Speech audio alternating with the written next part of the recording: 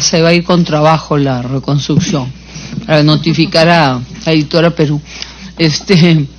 Sí, para que pueda hablar SBN nos han pedido también transportes y luego salud. Encantada. Sí, encantada, César. En relación a las exoneraciones para saneamiento, o sea, repito, la regla es: no se necesita saneamiento para ejecutar las intervenciones de la reconstrucción. Asimismo, sí se faculta a las entidades ejecutoras a usar el procedimiento de la 3230.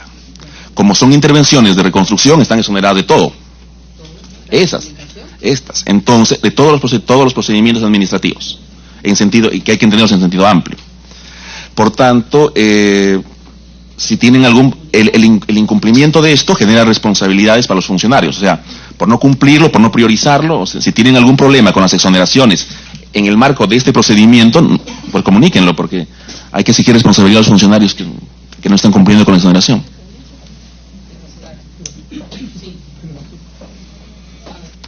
El tema en educación es que educación no utiliza la 3230 porque no es una norma que nos permita a nosotros hacer un saneamiento.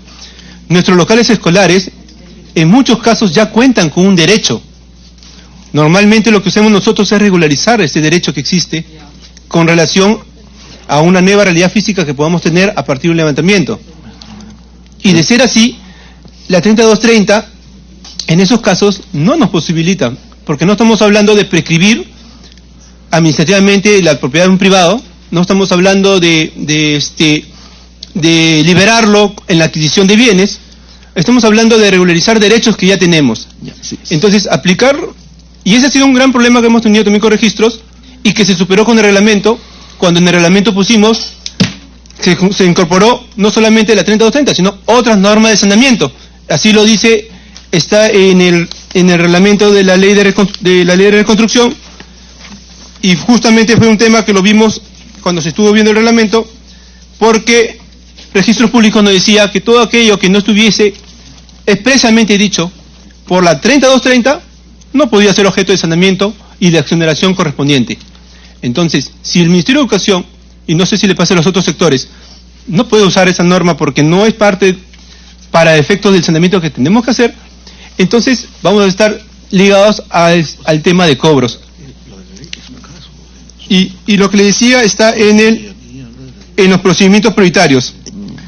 En el artículo 3 del reglamento se señala, aparte de la 3230, y otras normas que facilitan el saneamiento físico legal de inmuebles. Eso fue incorporado justamente en el reglamento para que Registros Públicos pudiese no cobrarnos las inscripciones de saneamiento que usábamos con el decreto legislativo 130 o con la ley 26512 que aún están vigentes. Doctor, solicítenos una interpretación, entonces, haga la consulta a la autoridad. Perfecto. Claro, una consulta a la autoridad. Sara, antes de que pueda hablar el Ministerio de Transporte y luego Salud, ¿les parece? Ok, gracias. Algo breve. Sobre lo mencionado por Educación, el tema tal cual ha sido consultado a la SBN, lo tenemos como consulta. Realmente para nosotros sí es preocupante porque nosotros consideramos que sí es aplicable. Partiendo de la premisa de que existe la donación, debe entenderse como un predio estatal. Entonces ya es una interpretación que le está dando a SUNAT. Lo que podríamos decir ahí es de repente reunirnos con SUNAT para ver cómo esos criterios están entorpeciendo un poco la aplicación de la norma, ¿no? Pero nosotros también tomamos de la idea de que se abre como que dos frentes. En muchos casos, efectivamente solamente hay un acta de donación. Entonces, si yo soy muy estricta y pegado a cómo se ejecuta o cómo debe hacerse una donación, con un acta de donación no se cumpliría. ¿Ya? Pero no estamos hablando de que ayer se firmó el acta de donación. O sea, muchos de los colegios que ya existen, las actas tienen décadas. La infraestructura y la prestación del servicio de salud ya se otorga. Lo que se está haciendo es una mejora. Entonces, en esa situación de mejora de la infraestructura y donde ya se presta el servicio, es el que se está haciendo el saneamiento. Entonces, la norma de saneamiento no exige, preséntame el título debidamente emitido, como dice el Código Civil. No nos llega a ese extremo de precisar, ni siquiera tener que acreditarlo. Lo que nos pide es declara cómo es que nació tu derecho. Entonces las declaraciones de Minedu están, yo lo adquirí por acta de donación. Entonces hasta ahí debería ser suficiente, la norma no te pide más, pero ya es una interpretación de cómo lo ve el registrador y cómo se está haciendo muy extensivo, ¿no? Pero lo cierto es que puede ocurrir, como en efecto han habido casos, que si yo tengo una acta de donación que no cumple la forma prescrita por el Código Civil, puede venir el heredero, que también hay privados que donan, y me reclama, ¿sabes qué? Este no cumple, no hay donación, mi papá en realidad no sé qué donó, pero para los efectos yo sigo siendo propietario de ese bien por herencia, que ya ha pasado. Pero eso es una contingencia aparte, y además quien reclama es el privado. Es así que se puede reclamar también en el procedimiento de saneamiento que hay una fase de formular observaciones y que termina en el Poder Judicial. O sea, tampoco vulneraríamos el derecho de nadie. Finalmente, si nos amparamos con una buena declaración jurada que se presenta al inicio del procedimiento. Eso es lo que quería precisar y que la respuesta sí se la vamos a otorgar de frente a ellos, con cargo de repente también a coordinar con registros públicos, ¿no? Gracias. Sí. No, si me permite, mire, en Sechura tenemos un problema y ahí lo que aquí hablaban que se genera el antecedente, ¿no? Entonces hay 7 registradores en Piura que parece que manejan la provincia de Sechura y en muchos casos cuando ha habido la inscripción para infraestructura pública, ¿no? Muchos registradores dieron, pero había una inscripción de hace muchos años y en un acta de 1911, 36 creo, habían firmado y cedían de las 80.000 hectáreas, una cifra así, que ellos dejaban cierta cantidad y una registradora ahora no quiere registrar. Entonces, unos registradores sí me han inscrito aparte, esto es también un proyecto enorme de saneamiento para agua, planta de generación de agua potable, petar, todo. Tengo algunos predios titulados y el otro no, porque la registradora, y yo la puedo entender, la familia ha demandado a los registradores y ahora ella se ha inhibido, no quiere registrarlo. Entonces es un poquito complejo ahí que el antecedente no te da a veces la situación, especialmente creo que querías decir algo, Pati. Peor aún, porque efectivamente esos son los distintos criterios personales de cada registrador, pero lo que está diciendo Franco está aludiendo a fallos de los tribunales registrales, que son instancias superiores, son supuestamente expertos, son expertos en tema registral, y cuyos fallos sí generan en principio jurisprudencia registral. Entonces no estamos hablando solo del ámbito de los registradores individuales y de su criterio, sino de instancias especiales que dictan, ¿no?, el derrotero sobre el cual debieran después pronunciarse los registradores. Una instancia que todavía es efectivamente más de mayor impacto. Por eso es que sí es importante tener esos pronunciamientos o estas aclaraciones institucionales de la autoridad, de la RCC.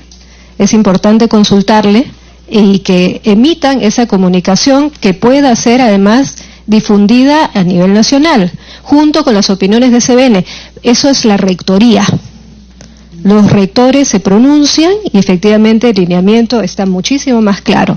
Y sí es digamos el compromiso nuestro de poder generar un espacio congresista, ¿no es cierto?, con el SUNARP, con registros públicos, para que puedan tener, entiendo que ustedes coordinan permanentemente con ellos también, pero que puedan tener todas estas herramientas que les permitan dar las normas correspondientes, ¿no? Sí, ¿quieres sumar algo, Osvaldo? Sí, bien breve. El tema registral, efectivamente, yo les comento en su oportunidad, hice como un buceo de ver cuántos precedentes y plenos hay sobre el tema de saneamiento. Les diré que no hay más de 5, es más, hay menos de 5 en temas de saneamiento. Entonces, fíjate la necesidad de poder establecer criterios uniformes, no solamente con precedentes. El tribunal puede convocar plenos y en esos plenos empezar a zanjar criterios sobre estos temas, por ejemplo, y empezar ahí a marcar hacia abajo, ¿no? Entonces, en tema de saneamiento, ustedes van a encontrar solamente criterios o plenos en tema de compra-venta, un montón de cosas, ¿no? Declaratorio de fábrica, pero si ven saneamiento, es algo que tanto nos importa, por lo menos el día de hoy, no hay muchos criterios desarrollados en los tribunales. Así que, si ustedes piensan que se va a convocar a registros, probablemente un mecanismo de solución sería que se convoquen más plenos en donde se incluyan o se fijen temas de saneamiento como estos, ¿no? Pero nacional, porque aquí está aludiendo Franco a dos regiones distintas. No, lo que pasa es que en pleno se reúnen todos los vocales a nivel nacional y vienen del sur y del norte y ahí fijan los plenos que finalmente vinculan a nivel nacional. Manuel Montes Cosa es el superintendente y es el que tiene que En audio. viabilizar, ¿no? En audio debería. Gracias. Sí, en audio. Sí, no, perdón, sí, justamente, ¿no? Los plenos nacionales que son importantes es como si fuese una jurisprudencia de la justicia ordinaria, pero en este caso es registral, los tribunales tienen criterios, dan lineamientos, y eso le sirve a la Superintendencia Nacional de Registros Públicos a poder para poder difundir estos criterios. De manera que queda pendiente de la coordinación, bueno, que fue invitado, como digo, el Superintendente Nacional, el doctor Manuel Montes, y esperamos que pueda efectivamente ponerse en contacto prontamente, pero como repito, sí es fundamental contar con estos criterios de las rectorías para poder aclarar estos puntos, que además van a alimentar a las iniciativas legislativas que sí seguimos pensando que son necesarias para hacer las precisiones que hacen falta, ¿no? Nosotros vamos a mandar un informe y quizás unas conclusiones a la SUNAR para poder ver, o sea, si se suma y poder darle solución a esta situación que tenemos, ¿no? Le damos el uso de la palabra al Ministerio de Transporte y luego a Salud. Muchas gracias, señora congresista. Gracias. Bueno, ante todo, hacerles llegar el saludo del ingeniero Carlos Lezameta, coordinador general del equipo de reconstrucción con cambios, y de la ministra Najar. Nosotros, como Ministerio de Transportes y Comunicaciones, estamos a cargo de la rehabilitación y conservación de vías a nivel nacional. Entonces, vamos a desarrollar una pequeña exposición respecto a los puntos que se había pasado como agenda de la reunión, pero primero quisiéramos explicar un poco cuál es el alcance de nuestro portafolio, o sea, qué es lo que vamos a desarrollar y qué tenemos como meta. En este sentido hay que tomar en consideración que el Ministerio de Transportes viene desarrollando el Plan Integral de Reconstrucción con Cambios, o el PIR, mediante dos de sus proyectos, que son Provías Nacional, Provías Descentralizado, y ha formulado un equipo especial de reconstrucción con cambios que va a conocer la implementación del PIR en las vías subnacionales. Entonces, como meta, nosotros tenemos 2.194 kilómetros, y ahí se nota claramente que son 1.152 kilómetros en conservación y 1.042 kilómetros en rehabilitación. Nótese que los términos que utilizamos son conservación y rehabilitación, no hablamos de construcción de vías nuevas, o sea, hablamos de una infraestructura ya existente de acuerdo a lo que prevé el plan. Ahora, también tenemos un paquete de puentes que son 225 puentes, que parte de los puentes van a ser ejecutados por Provías Nacional, y nosotros como equipo especial hemos quedado a cargo de 85 puentes. Ahí el tema sí cambia un poco, porque muchos de los puentes por el fenómeno del Niño han sido destruidos, debilitados, y deben ser construidos nuevamente. El promedio de inversión que nosotros tenemos es de 4.289 millones. En el plano van a ver ustedes que nuestra intervención se desarrolla en las 10 regiones establecidas en el PIR. Esta segunda diapositiva muestra el estado situacional de nuestros proyectos. En la parte superior pueden ver al 2019 en cuánto estamos ejecutando. Y lo que pasa y nos va a permitir identificar esta diapositiva es que el Ministerio de Transportes en sí en este momento está en la etapa de ejecución de contratos, pero para la elaboración de expedientes técnicos. O sea, ya sea el expediente técnico de la rehabilitación o conservación de una carretera, o ya sea el expediente técnico para la construcción de un puente. Y posteriormente entraremos a la etapa de ejecución de obra. Y ahí viene el tema que estamos desarrollando acá, ¿no? Como ya han expresado, de acuerdo a lo que establece la norma de reconstrucción, no hay una limitante en el sentido de que prevé la norma que podamos entregar terrenos sin perjuicio a que estos aún estén saneados, ¿no? Entonces, en ese contexto, nosotros estamos haciendo entrega de los terrenos a los contratistas para que puedan ejecutar y esto no sea una limitante. Ahora, pero sí nos va a enfrentar a un tema previsto ya por el Ministerio, que es el tema de la liberación de áreas. ¿Y por qué liberación? Nosotros debemos desarrollar proyectos de conservación, que son básicamente trabajar sobre la pista ya existente, y tenemos también un grupo de rehabilitación. Entonces, en la rehabilitación, de acuerdo a los criterios establecidos en el PIR, debemos ver el tema de la mitigación de riesgos y ver que se cumplan las normas técnicas para el diseño de carreteras. Entonces, eso va a hacer que varíe en ciertas partes nuestros anchos. Porque, y acá hay que ser claros, o sea, el equipo especial no está trabajando una carretera como ustedes se pueden imaginar, la Panamericana Sur o la Panamericana Norte o la carretera central. Nosotros estamos trabajando vías que son las que salen de la carretera y son un camino de tierra que ustedes ven y que unen pueblos. Exacto, son trochas las que estamos trabajando. Entonces, estas trochas generalmente han sido, pues, en un inicio camino de herradura y poco a poco han ido consolidándose como vías. Pero lamentablemente no muchas de ellas tienen, pues, un diseño o se sujetan a normas técnicas. Nosotros, para el tema de la liberación de área, hemos desarrollado 4 etapas y nosotros estamos ahorita en la etapa 1, porque como les comenté en su momento, estamos en la etapa de todavía de recibir los expedientes técnicos por parte de nuestros contratistas. Para la etapa 1 estamos buscando que conformar una base de propiedades. Estamos trabajando ahorita un convenio con SUNAR, el mismo convenio que ya tiene el Ministerio de Educación. Hemos solicitado información catastral a COFOPRI, que ya nos la hizo llegar, a SBN, que también nos la ha hecho llegar por el medio del SINAVIP. Y obligación de nuestros contratistas es que ellos identifiquen afectados, la relación de afectados, y nos presenten un plano clave. Y acá viene un tema. Nosotros, después de acabar esta etapa 1, que es la etapa de actos preliminares, vamos a entrar a la etapa de identificación de predios, justamente para saltar o poder poner un cerrojo a que no se nos presenten los problemas respecto a que si un terreno era del Estado o no era del Estado o sale un particular, ¿no? Y acaba la etapa 2, que es la identificación de predios, pues con los expedientes técnicos con fines de tasación. Y acá hay que llamar, y quisiera que ustedes observen las diapositivas, entre la etapa 1 y la etapa 3, nosotros estamos desarrollando un proceso de sensibilización. ¿Por qué?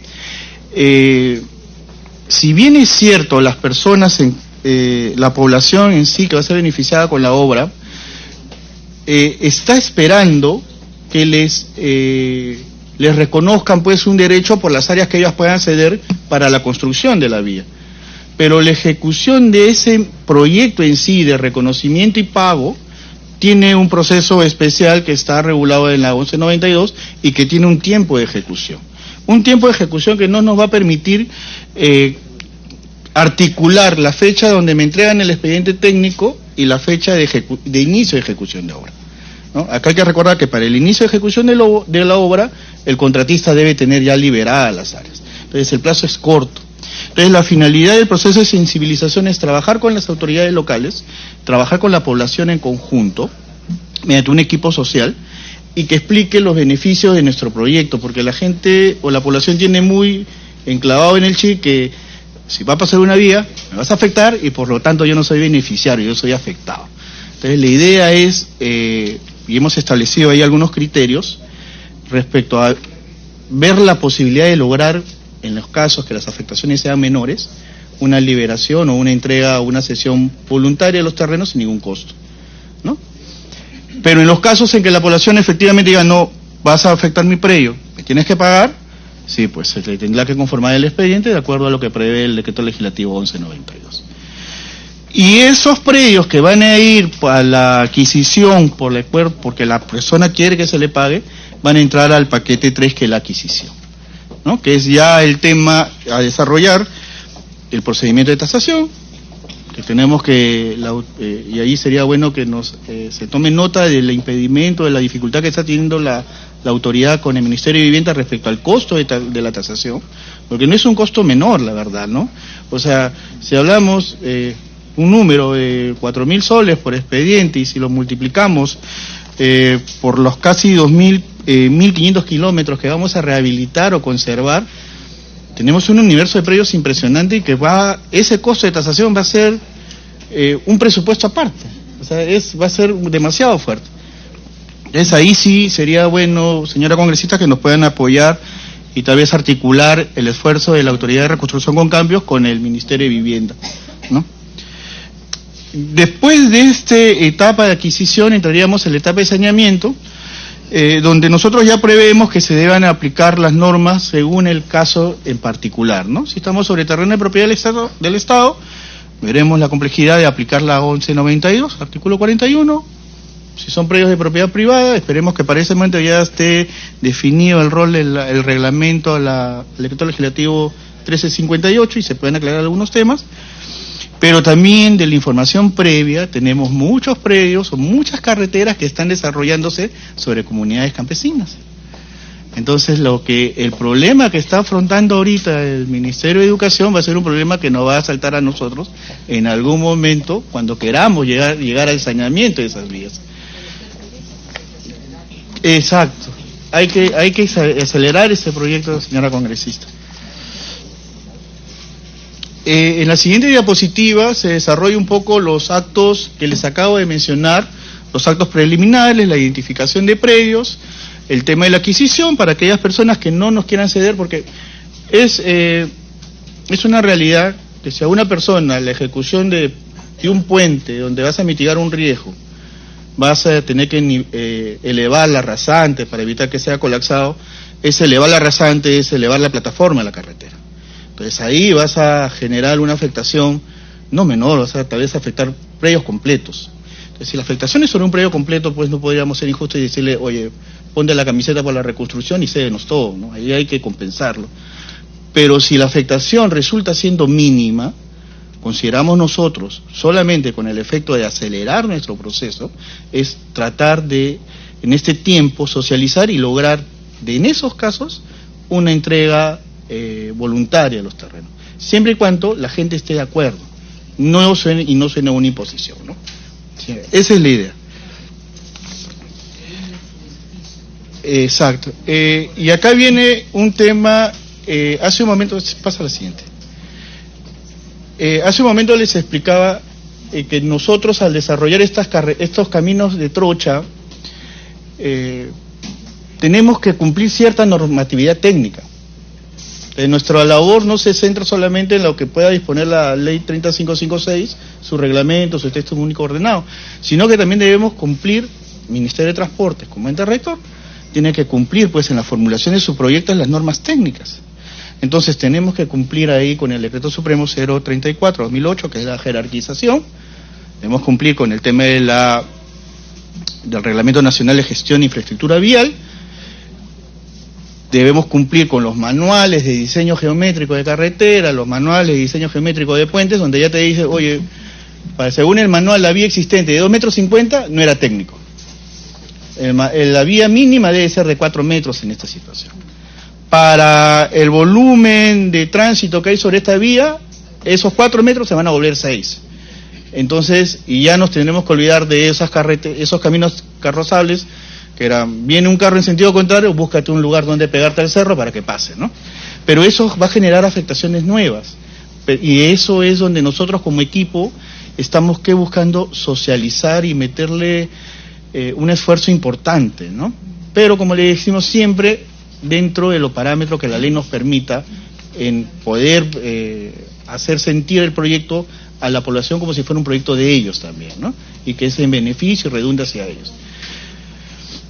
Hay algo, Carlos, sí. Dime. Efectivamente, ¿no? O sea, ahora, por decirte, Tambo Grande, ¿no? Tienes ahí 198 centros poblados, entonces ahí ya ahora hay una agricultura a gran escala, ¿no? Entonces entra el camión de Dole en una trocha, pues que antes una mototaxi iba, pues, ¿no? Y ahora tiene que entrar el camión ahí.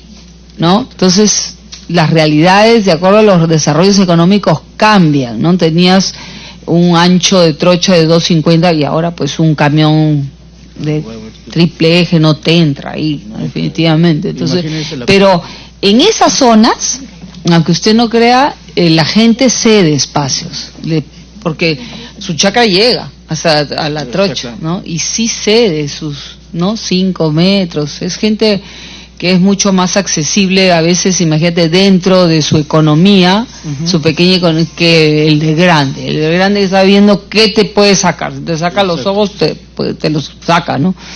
Sí, esa percepción justamente de la realidad de la zona rural es la que nos permite plantear pues una idea que tal vez a nosotros nos diga, oye, pero puede sonar un poquito descabellado, ¿no? Pero no, en realidad nosotros esperamos que la población haga suyos estos proyectos y nos ceda, ¿no? Y ese es el trabajo que nosotros vamos a impulsar. Y como ya le hemos dicho, o sea, siendo el ente rector, el diseño de carreteras, pues no podemos diseñar una carretera que no sea técnica, ¿no? Y ese es un reto que estamos trasladando con nuestro equipo de carreteras y puentes a los contratistas, ¿no? Y que se tiene muy presente siempre. Pasa la siguiente diapositiva. Ahora, respecto al saneamiento previsto en la ley 3230, bueno, ya hace un momento les comenté que nosotros no vemos muy que sea muy útil para nosotros, porque creo que mayormente vamos a estar sobre terrenos comunales. Entonces, la aplicación, en el caso que haya una propiedad sobre un terreno estatal, consideramos que es más viable acogernos a lo que dice el decreto legislativo 1192, porque es un proyecto de infraestructura que está declarado de interés nacional al momento de se generar la ley 3556 y poder abreviar el tema. Y además, el mismo reglamento de la 3230 pues tiene algunas limitaciones. Por ejemplo, si me encuentro sobre un terreno de gobierno regional, primero tendría que suscribir SBN un convenio con el gobierno para que me lo pueda sanear si me acojo a la 3230. Entonces, mejor en este caso ir por el decreto legislativo 1192, que prevé un procedimiento más fácil, ¿no? Ahora, ¿y qué normatividad me vota las normas de reconstrucción? Me manda, pues, si vas a adquirir, desarrolla los procedimientos que están en el decreto legislativo 1192. Igual señala como excepción, y acá viene los procesos de intervención mediante inversión, que donde se establece que excepcionalmente podrás adquirir predios. Entonces, lo lógico es que en estos casos se tenga que adquirir algunos predios, entonces estamos dentro del supuesto que la ley prevé, ¿no? Para poder ejecutar la obra en sí. En la siguiente diapositiva, y ya no, para no cansarlo, avánzalo por favor, desarrollamos un poco los procedimientos que encontramos en la 1192, pero bueno, que yo entiendo que estamos acá todos personas que ven saneamiento, ya lo deben conocer de la revista de Derecho, pero en todo caso el primer proceso que vamos a buscar es el de adquisición, ¿no? El de adquisición, y si no funciona la adquisición, aunque esperemos no llegar a ningún caso a expropiar, debemos pasar a un proceso de expropiación. En el caso en que las personas no acrediten un derecho de propiedad o una posesión sobre el terreno del Estado por más de 10 años, iniciará el proceso pues de pago de mejoras. Y el proceso 5, que sería el de transferencia interestatal, pues, ¿no? Con el que vamos a acogernos para el 041 del 1192.